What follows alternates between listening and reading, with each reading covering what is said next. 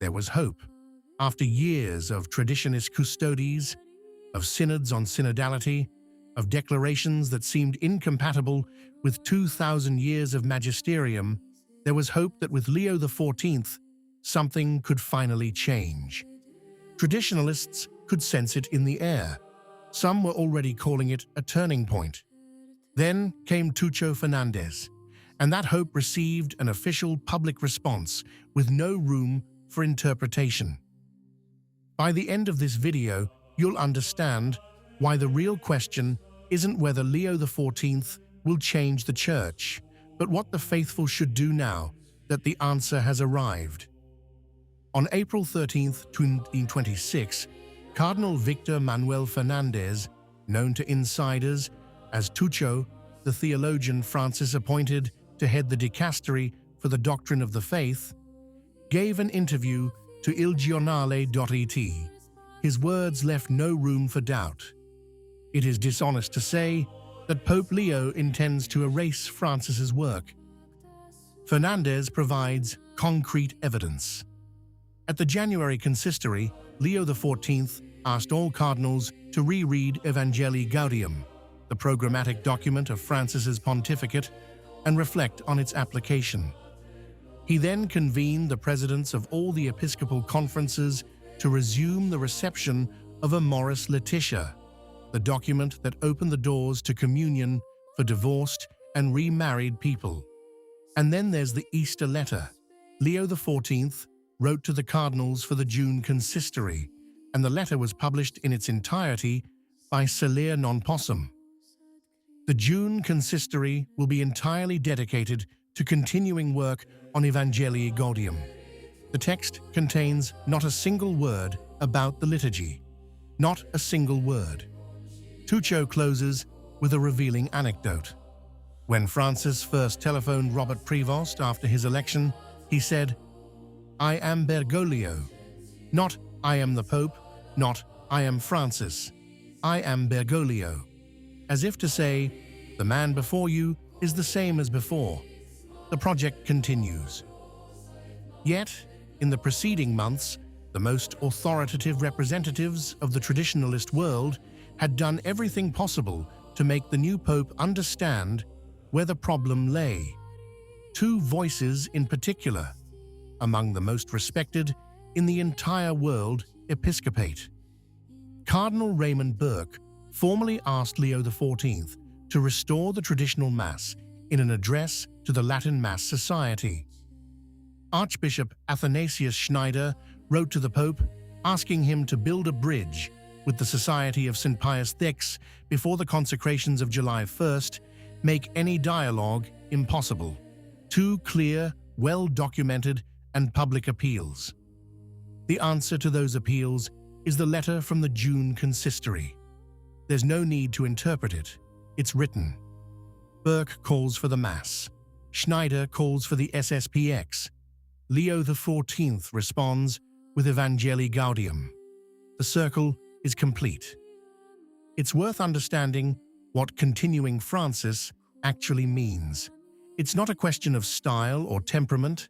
It's a question of specific documents, specific appointments, and an ecclesiastical policy that has a name and direction. Evangelii Gaudium is the manifesto of a synodal, missionary, outgoing church, a church that places pastoral care before doctrine, accompaniment before judgment, dialogue before correction. For traditionalist believers, it is the text that legitimized 20 years of doctrinal relativism presented as mercy. Amoris Laetitia is the document that opened communion to divorced and remarried people in certain contexts. A break with the magisterium of John Paul II and Benedict XVI, that the four cardinals, including Burke himself, had formally contested with the dubia, which remained unanswered for years. Leo XIV wants its reception to be resumed. He wants it to be applied everywhere. And Traditionis Custodes? The Apostolic Nuncio to Great Britain has explicitly confirmed Leo XIV will not lift restrictions on the traditional Mass. Bishop Michael Martin of Charlotte got the message. He banned altar rails in his diocese starting January 16, 2026, and declared that there will be no going back on the suppression of Mass in parishes. Every progressive bishop knows that he can act with impunity. But there's a second level that traditionalists must clearly understand. Continuity with Francis isn't an accident. It's a conscious and declared choice. Tucho Fernández isn't speaking alone. He speaks as the authorized spokesman of a pontificate that openly defines itself as aligned with the previous one. This puts Burke and Schneider in a distinct position. Their voices are respected and listened to, but not decisive. Their appeals to the Pope are acts of institutional fidelity that history will record as testimony. Institutionally, however, they have yielded no results. The traditional Mass has not been restored.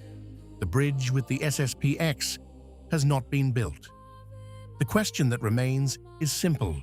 What does this confirmation mean for the future of traditional Catholicism? If the pontificate of Leo XIV is the declared continuation of Francis, then everything that was true under Francis remains true now. The liturgical restrictions, the openness to ambiguous ecumenism, synodality as a method of governing the Church. There is, however, an important difference compared to the Francis era. Traditionalists are no longer isolated and silent. Burke speaks publicly, Schneider writes letters, the SSPX moves forward toward July. Above all, an increasingly documented crisis of canonical legitimacy casts a shadow over the entire edifice, a shadow that no consistory on Evangelii Gaudium can dispel. At the beginning of the 20th century, St. Pius X faced a comparable crisis: modernism infiltrating theology, seminaries, and catechesis. His response was not synodality. It was the anti-modernist oath, the catechism, and doctrinal clarity. It wasn't about building bridges with error. It was about defending the truth without compromise. Tucho said it's dishonest to think that Leo XIII is erasing Francis. Perhaps he's right. But it is equally true that tradition cannot be erased with a document, and that the faithful who guard it do not disappear as a result of a consistory on Evangelii Gaudium. The Church has experienced deeper crises than this one. It has had weak popes and strong popes, contested councils, and painful reforms. He has always found his way through fidelity to tradition, not through adaptation to the world. What distinguishes this moment is the clarity with which the two visions confront each other, and the clarity with which Leo XIV chose his side. The answer isn't despair, it's tradition, not as nostalgia for the past, but as anchor in the present. The Mass of all time, the prayer of all time, the doctrine of all time. What no consistory on Evangelii Gaudium can take away, because it belongs to Christ, not to men. Tucho says it's dishonest to believe that Leo XIV is erasing Francis. Fine, but it's equally dishonest to believe that tradition is disappearing. It's there, it resists, and you are part of that resistance. What do you think? If you liked the video, comment, Amen. God bless you.